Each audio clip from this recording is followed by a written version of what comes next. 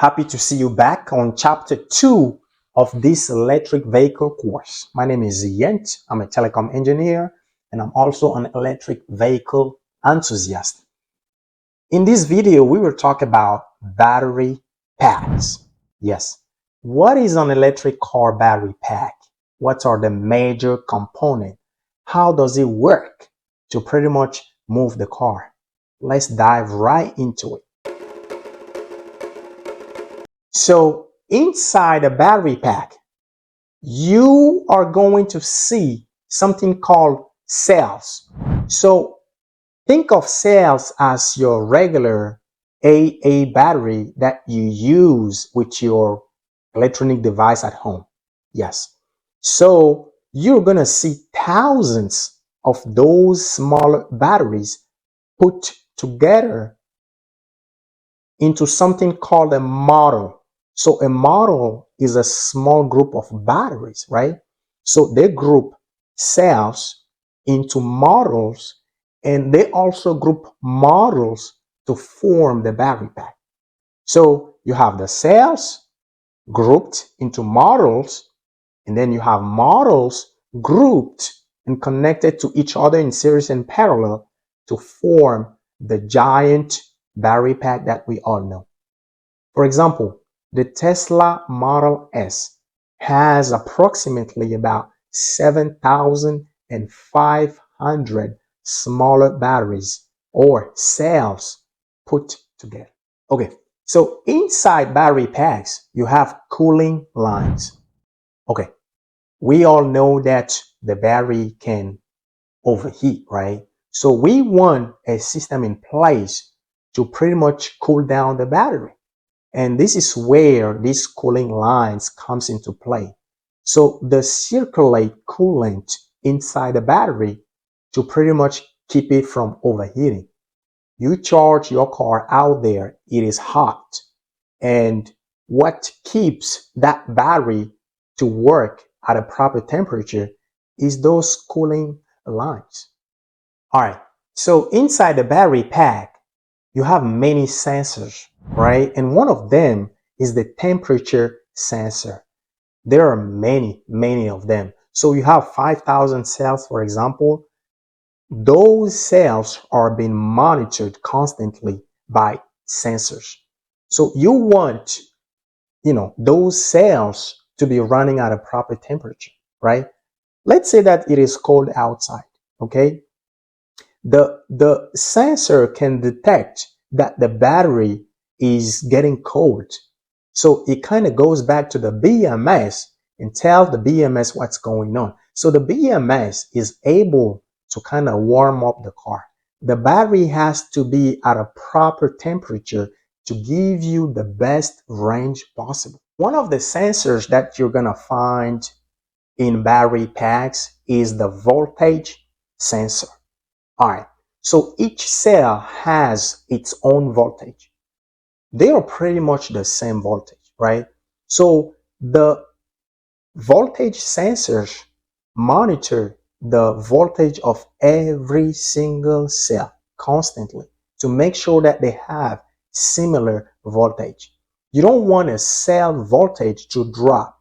That may damage the battery, right? So whenever something like that happens, right, the battery pretty much display an alert on your dashboard to let you know that something is going on with your battery pack so that you can take it to a professional before you damage the whole battery.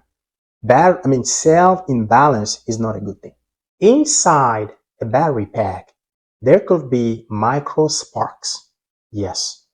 And the element that can detect those micro sparks is called the centering sensor. So whenever it detects a spark, it automatically shut down the system. We also have high voltage contactors. And think of these contactors as switches. All right. So they pretty much cut on or cut off the high voltage power. I don't know if you have already experienced this, but when you get in the Tesla and you press the brake, you will often hear a click. And that click is the contactor closing up the circuit and waking up the car. So it pretty much tells the battery pack, say, hey, the driver want to drive, please wake up. So the contactor is there also in case of a collision, for example, to cut off the power and keep you safe. All right. So now let's talk about the big boss of the room. Talking about the BMS, the battery management system. So this is pretty much the brain of the battery. It monitors the voltage, the temperature, the safety, pretty much everything about battery. It works tirelessly to make sure that the battery is safe to operate, right? Let me give you one quick example. Have you ever noticed your charging speed go down after 80%, for example, when you're charging your car? Yeah. So that is the BMS letting the battery know that, hey, you are almost full. You may slow down. All right. Now let's talk about the BDU. BDU stands for Battery Disconnect Unit.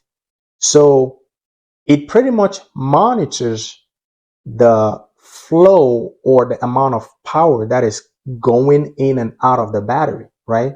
It is like a guard. There is a short circuit in the inverter, for example. The BDU will shut off the high voltage power automatically to keep everyone around safe. All right, so inside the battery, there are fire protection layers, especially around the motors. So these are layers put in place to prevent eventual fires from expanding to the other areas of the battery. Let's say that a cell has overheated, right? And it caused an explosion, and there is a fire that started. Those layers are in place to keep that fire where it has occurred. Inside batteries, you have many fuses, and they are there to pretty much blow up when there is an excessive amount of power coming in or going out. They work exactly as our fuses in our regular electrical system. Boom, they blow up when there is a problem and everything is disconnected. There is something called the pre-charge circuit, and this is very smart. So we all know that the amount of current that goes from the battery pack to the inverter is huge. It's not low voltage, it's very high voltage. And you don't want to let that high voltage electricity to go to the inverter without doing a proper verification or a proper check. So the pre-charge circuit does something called a soft start. Yes. So it pretty much allows a small amount of current to come through just to verify and make sure that everything is lined up. And after that verification, it can let that huge amount of current to flow through. Let's talk about the HVIL. By HVIL, I mean the high voltage interlock loop. So you have high voltage connectors going pretty much everywhere. And those connectors, when they are connected all together, they form a loop, right? And you don't want an open gate in that loop, okay? You don't want to let a connector loose. That loop is going to be open, right? So this is how it works. Let's say that a technician, has worked on your electric vehicle, and by mistake, because it happens, right?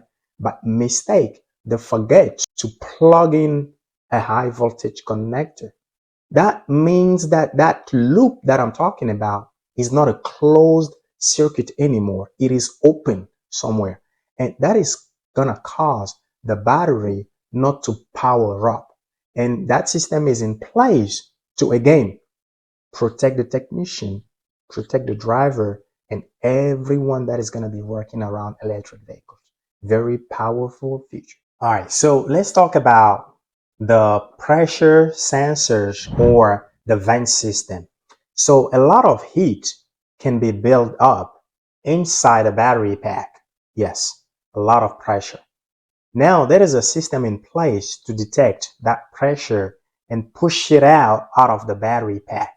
And the device that detects something like that is called the pressure sensor.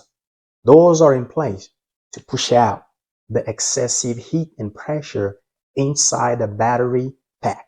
I have personally experienced something like that. So I've heard a poof at the rear of my vehicle. At that time, I didn't know what that was. But with this knowledge, I have gotten to a point where I knew that, oh, that is what happened that day. I was at the supercharger. Inside battery packs, you have balancing circuit. Yes. So those circuits are there to make sure that all the cells have pretty much the same voltage, right? So let's say that a model is charging faster than other model. The balancing circuit are there to pretty much slow down that particular model so that the other ones can catch up. We want all the models to charge at the same time. So the balancing circuit are there for that purpose. One cool thing that you are going to find inside battery packs is the insulation monitoring device. Yes. So that device pretty much monitors the battery for water, heat, and things like that. So let's say that you're driving under a heavy rain, or you're driving and you're getting in the water, right, with your electric vehicle. So the IMD, insulation monitoring device, is there to make sure that water doesn't get in, moisture doesn't get in. If it detects something like that, it will automatically alert the BMS. All right, let's finish this section with the battery pack housing. Yes. So the battery pack is housed into a physical layer, right? And that layer is there to protect cells and the other component we've just talked about, okay? So let's say that a collision happens, right? So that housing is there to prevent the cells from being crushed, for example.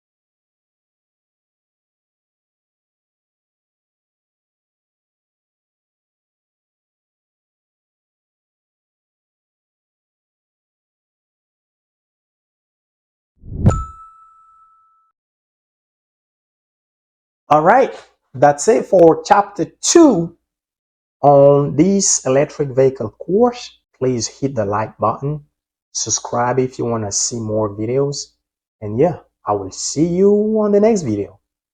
Peace.